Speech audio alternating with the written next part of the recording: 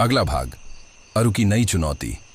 अंधेरे में चमकती उन आंखों ने अरु के भीतर एक अनजाना डर और जिज्ञासा जगा दी।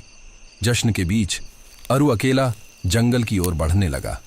पेड़ों के झुरमुट से होकर वह उस दिशा में गया जहां उसे वो आंखें दिखाई दी थीं।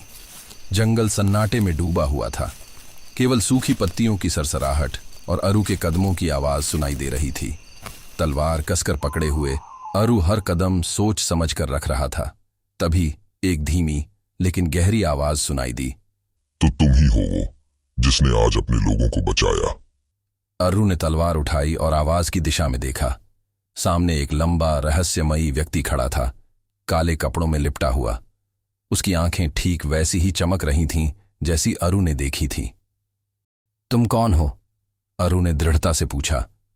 मैं तुम्हारे दुश्मनों का नेता हूं, लेकिन मैं यहां लड़ने नहीं आया। मैं तुम्हें चेतावनी देने आया हूं। अरु की भौहें सिकुड़ गईं। चेतावनी? किस चीज की? तुमने आज जंग जीती है, लेकिन यह जंग सिर्फ एक शुरुआत थी। तुम्हें लगता है कि तुमने अपने डर पर काबू पा लिया है। असली डर तो अभी तुम्हारे सामने आएगा। तुम्हारी शक्ति की परीक्षा अभी बाकी है। अरु ने तलवार को कसकर पकड़ा और कहा, चाहे कोई भी परीक्षा हो, मैं तैयार हूं। मैं अपने लोगों की रक्षा के लिए हर हद तक जाऊंगा।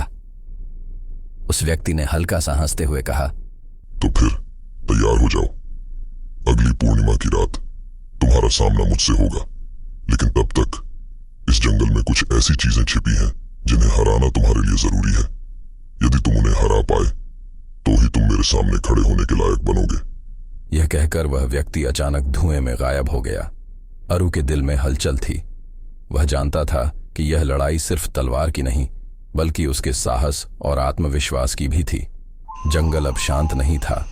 हर कोने से अजीब अजीब आवाजें आ रही थीं। अरु ने तय कर लिया कि वह इस चुनौती को स्वीकार करेगा। जो भी हो, मैं हार नहीं मानूंगा। यह मेरा सफर है और मैं इसे पूरा करूंगा। जैसे ही अरु जंगल के और अंदर बढ़ा, उसे एक अजीब सी गुफा दिखाई दी। गुफा के दरवाजे पर अजीब से निशान बने हुए थे और अंदर से एक तेज रोशनी निकल रही थी।